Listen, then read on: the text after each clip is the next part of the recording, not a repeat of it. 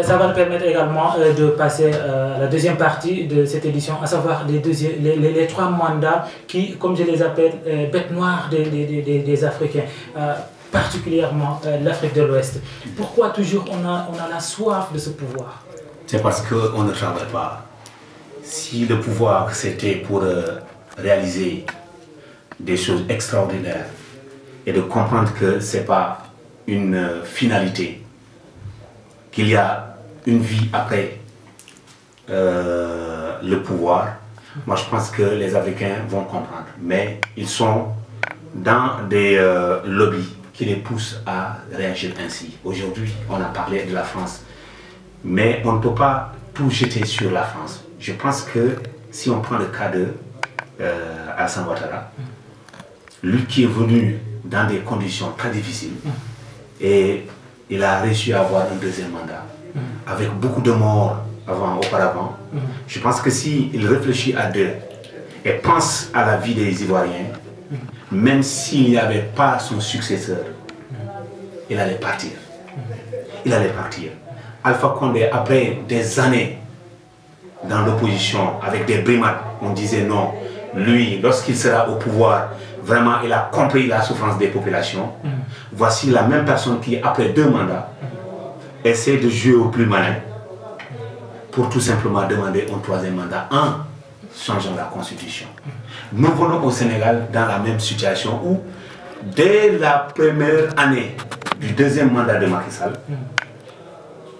des gens tapis dans l'ombre commencent à jeter des ballons de sonde pour essayer de voir si, voilà, on peut avoir un 3e mandat. Je pense que ces gens-là ne respectent pas ces peuples qui n'ont cessé de souffrir depuis la colonisation, nos ancêtres et autres là.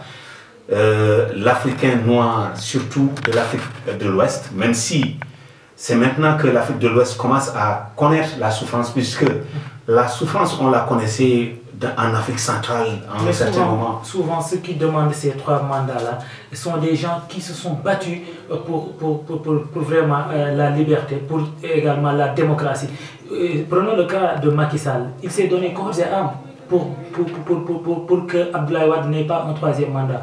Et il a été élu, lui, Macky Sall. Et aujourd'hui, il y a des juristes qui pensent que rien ne peut empêcher Macky Sall, selon la Constitution, d'avoir un 3e mandat. Alors, pourquoi ces dirigeants-là peuvent changer la Constitution comme ils veulent, comme on change de chemise? C'est parce qu'ils ne sont pas sérieux. Et je veux adresser un message à ces clowns de constitutionnalistes-là. Ils n'ont qu'à arrêter de prendre les Sénégalais comme des demeurés. Il faut arrêter. On ne peut pas hier, pour les mêmes mécanismes, Abdoulaye Wade était élu pour 7 ans en 2000. Il vient en 2002, il fait en 2001 je pense, il lance sa fameuse son fameux référendum. On vote. En 2008, il a la majorité à l'Assemblée. Ce même vieux va à l'Assemblée pour ramener le mandat à 7 ans encore et venir en 2012 nous dire que non, non, non, il est à son premier mandat de 7 ans, de 5 ans. Tous ces gens qui sont au pouvoir aujourd'hui se sont battus pour dire non. Il a fait 2 mandats consécutifs. Il ne peut pas parler de 3e mandat. Je pense qu'aujourd'hui, ils n'ont pas... Est-ce que ce n'est pas, ces gens-là, est-ce que ce n'est pas aussi au niveau de l'Assemblée nationale, cette majorité robotique qui conduit à... Moi, je ne parle pas de ces députés-là parce que moi, je les considère comme des gens qui sont là que pour se faire payer. Moi, je pense qu'un député doit avoir honte, doit penser à la population. Moi, aujourd'hui, j'ai dit une chose ici, dans ce studio. Vous voulez me tuer, je vais répéter la même chose. Rien ne vaut dans ce monde-là de se dédire, de renier ce que nous avons pensé hier. Et c'est le même cas qui a fait sauter Blaise Compaoré. Il a fait son coup d'état fameux avec le soutien de la France. Et il pense qu'il sera éternel dans ce pays-là. Il faisait n'importe quoi. Il avait toute l'économie de Burkinabé reposée entre les mains de sa famille et de ses ouailles et de ses amis. Il a été réveillé un bon matin pour lui dire que tu n'es pas Dieu. Je pense qu'au Sénégal, nous n'allons pas arriver à ce stade.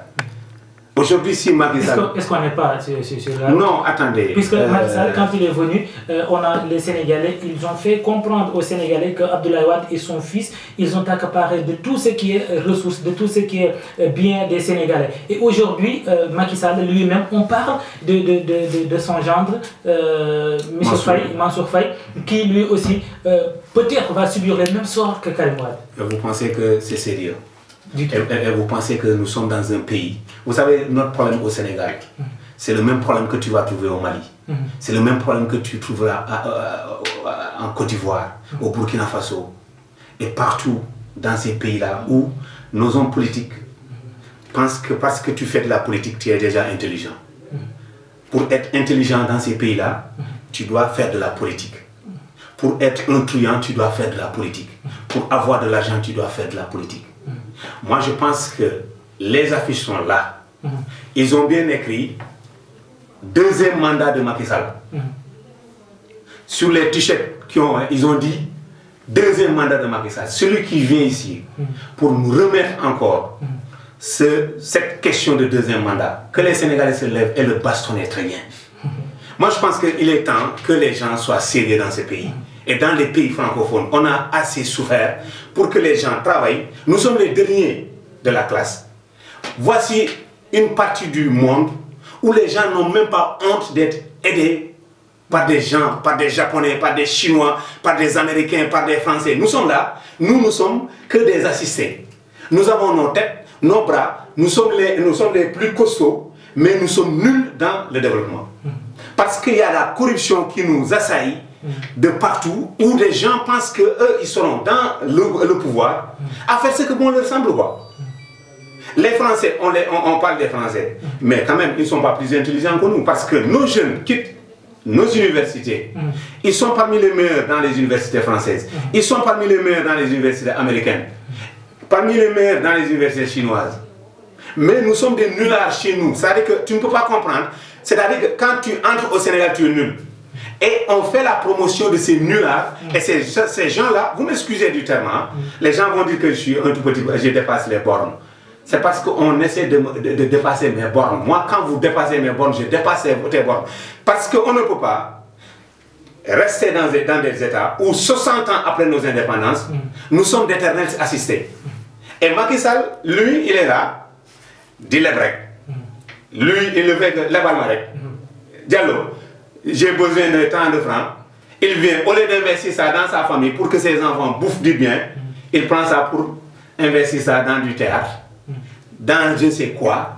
Et après, on dit non, non, c'est vous qui allez payer la note. Non, je pense qu'on doit revenir sur terre.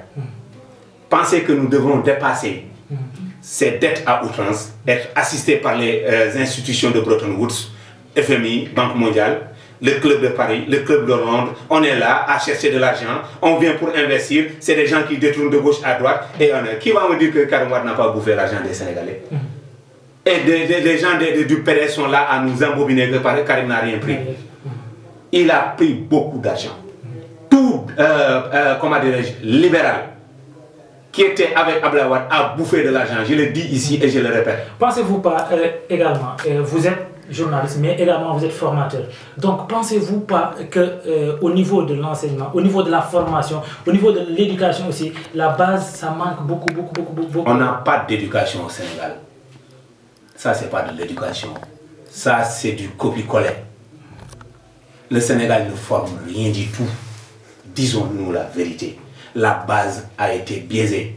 Quand vous ne respectez pas les enseignants, quand des enseignants sont recrutés sur des bases politiques, tu entends un enseignant qui ne peut même pas te parler un bon français. Qui il va former? Quel enfant il va te former? On aime promouvoir des gens qui n'ont aucune valeur dans ce pays-là. Aujourd'hui, ceux-là qui sont premiers de leur classe et qui sont sincères dans ce qu'ils font, qui aiment travailler, dans notre culture, on te dit « Gum service, do amdara ». Faut mon fille, buzz. Quand tu entends, il y a un penseur chinois qui dit « Il ne sert à rien de donner des armes à un peuple. Détruisez son éducation, brimez les femmes, dans 20 ans vous aurez des assassins. » qui vont tuer tous ces peuples-là. Et c'est ce que les Occidentaux ont compris, ce que les Français notamment ont compris, parce que ce sont les seules colonies françaises qui ne se développent pas en Afrique. Regardez tous ces pays développés-là. Nous sommes relégués, le Nigeria, je dis le Nigeria, la Côte d'Ivoire, qui détient 40% presque de sa cotisation à la BCEAO, n'est même pas parmi les 10 premiers pays les plus développés en Afrique. Vous pensez que c'est sérieux? Quelle est la cause? Et pourtant, des pays sont là qui nous dépassent, qui ont leur propre monnaie. On nous parle de monnaie. Je pense que c'est un problème, une corruption institutionnalisée. Avec nos forces de l'ordre, il faut le dire comme ça, parce que les gens ont peur de dire ouais avec nos... Parce que quand les forces de l'ordre ne sont pas dans des combines politiques, je pense qu'à un certain moment, ils doivent prendre leurs responsabilités. Mais on est responsable que devant le peuple, qu'on brime. Quand on voit ce qui se passe, ce qui s'est passé à Tobin, quand on voit ce qui s'était passé à l'autre là, ici avec le cas de Babacar Ngom de Sédiment et autres là, où on dit, il dit, ouais, d'Engler, où on dit non, Babacar Ngom nous a payé 16 millions pour assurer la sécurité. Vous pensez que ça c'est sain? Des forces de l'ordre, pour un privé qui vous prend tout simplement protéger des terres. Pourquoi? Et aujourd'hui, il a dépensé ces millions, l'État vient comme si de rien n'était. Voilà, on dit non, non, non, on remet les terres à leurs propriétaires. Vous ne pensez pas qu'il y a de la comédie dans ça? Donc c'est pourquoi il faut travailler. Parlons de cette corruption-là que vous venez juste de souligner. Alors le constat est le même. Changeant la constitution, les juges, les juristes, si je peux me permettre de citer, qui aujourd'hui permettent à ces chefs d'État de manipuler la population.